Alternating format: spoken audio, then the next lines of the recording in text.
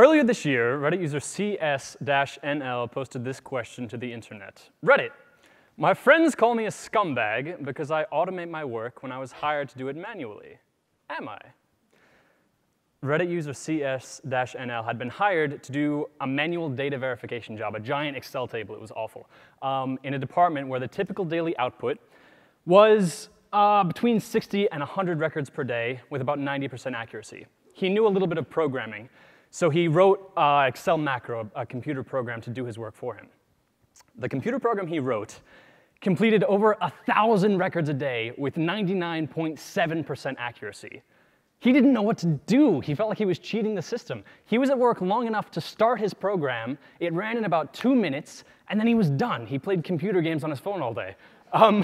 But he was outperforming his workers tenfold and with 110% of their accuracy.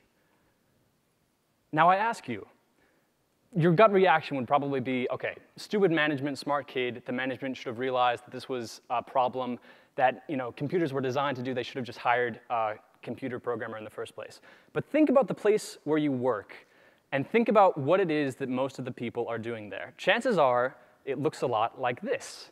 And it doesn't matter what area you're in, it doesn't matter what you do, in a few years, a computer is going to do it better than you.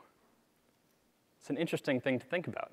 And this is going to keep happening again, and again, and again. Because computers are going to keep getting smarter exponentially, and they're going to keep getting taught things that humans did before. This has been happening for thousands of years, though. The plow, the printing press, and the cotton gin put millions of people out of work. But now it's possible for a single person with a laptop and a free weekend to disrupt entire industries. It bears thinking. Shifting gears a little bit, the Apollo 11 spacecraft was launched in 1969. NASA engineers needed a way to coordinate this really complex guidance system, these multiple rockets strapped to this giant hunk of metal, to get Neil Armstrong from here to the moon. Ridiculous! Who would even think that you could do this? It was considered impossible for years and years and years since the beginning of human history. But they thought, okay, if we can get a computer to do these calculations, thousands of computations per second, we may be able to coordinate this just right and get it into the moon's atmosphere just right, and maybe they won't be hurled off into space and go die out there. But maybe we could actually do this. So what they did was built the Apollo guidance computer. It was one of the most advanced computers of its time. It was a fantastic engineering accomplishment. But something happened right before they were about to land. 5 minutes into the descent, the computer was accidentally fed 15% more calculations than it was designed to handle. Computer started freaking out. Neil Armstrong calls up and is like, what's going on? I don't know what to do. Computer thankfully handles it all right. But because of that 15% of extra calculations, there was almost no Apollo 11. They did this with this. How many people in this room right now have one of these? Yeah? Your smartphone in your pocket right now is capable today, right now, of doing the calculations for 1 million Apollo 11s simultaneously. I tried to fit 1 million Apollo 11 little graphics on here. I couldn't. But if you can imagine this slide repeated this many times, and then this slide repeated this many times, that's how many Apollo 11s your cell phone in your pocket right now could do. It could also do it 800 times faster and with 2 million times the storage space, so you can, chat to your friends at the same time. It's amazing. NASA scientists in 1969 would have fallen down on their knees and worshipped you like a god for having this kind of technology. And what are you using it to do?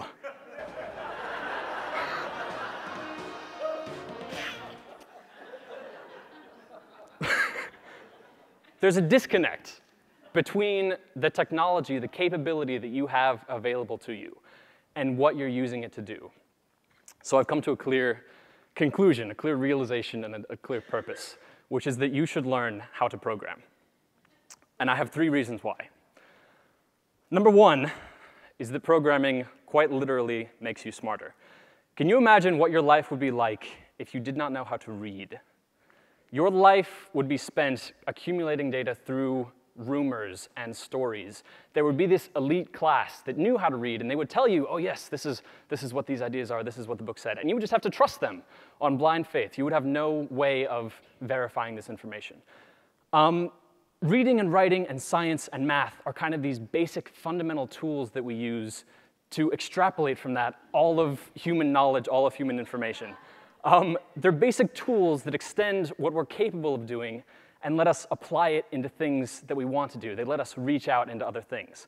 Now, I'd like to make a clear point here that I'm not trying to persuade you to become a computer scientist, to go and switch your major to computer engineering and become a software engineer. That's not what I want to do. Just like if you learned how to do math, I don't want you to go out and become a mathematician. If you know how to read and write, I don't want you to go out and be a writer. I want you to know the fundamental frameworks so that you can do these things. So by learning the fundamentals of computer science, all I really want you to do is stop listening to what a talking paperclip is telling you to do.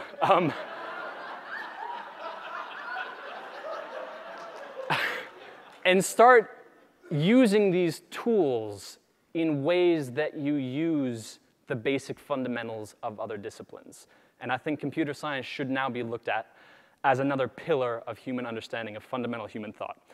There's a lot of really great things in computer science that should be shared with a lot of different industries. The process of breaking up a huge problem into smaller subproblems that you can then feed to the computer in bite-sized chunks is phenomenal. If you can do that in computer science, you can do that for any problem.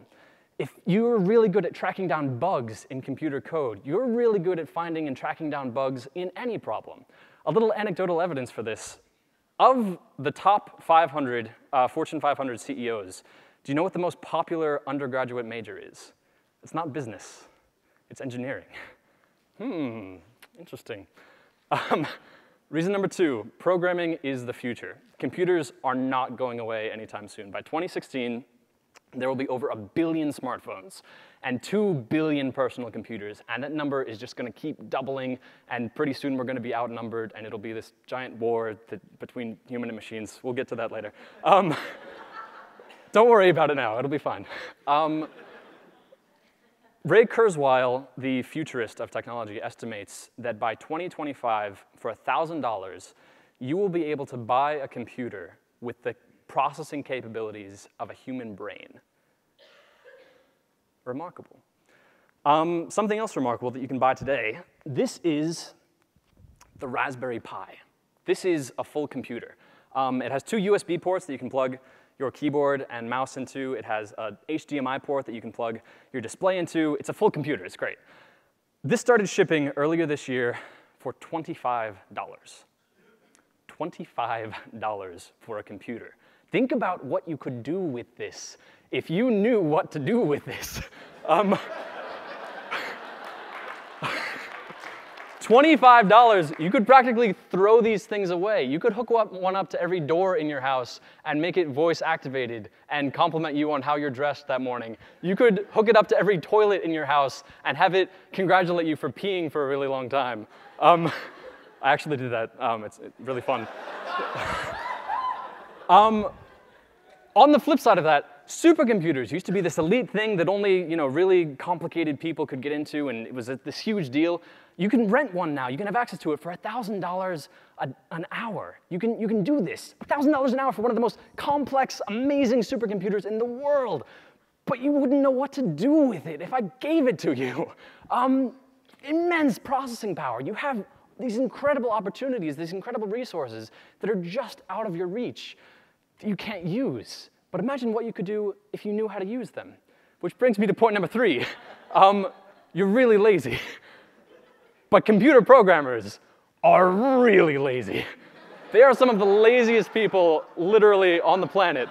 If there is a task that a computer scientist has to do that takes 10 seconds every day, they will spend 2 weeks trying to shave 5 seconds off of that. It's this mentality of just saving as much time as possible, but it goes deeper than that. Think about what management is. Think about what delegation is. At its core, it's giving people things that you would have had to do otherwise so that now you can do more important things. Computer programming is a lot like really good delegation. It's like having a lot of people that do exactly what you tell them to do, but they never sleep and they're really good at math.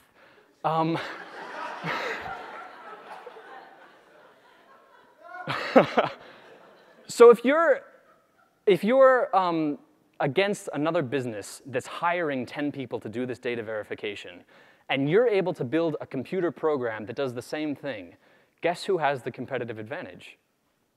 Interesting. Another interesting thing, this is really about just finding the things that computers are better at doing than humans. This is not about computers taking over the jobs of humans. This is the best example I can think of this. This is at DFW Airport.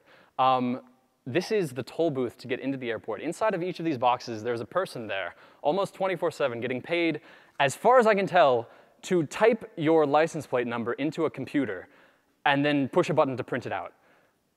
Let me go over that again. Their job is to sit in a box and type your license plate number from a screen onto another screen.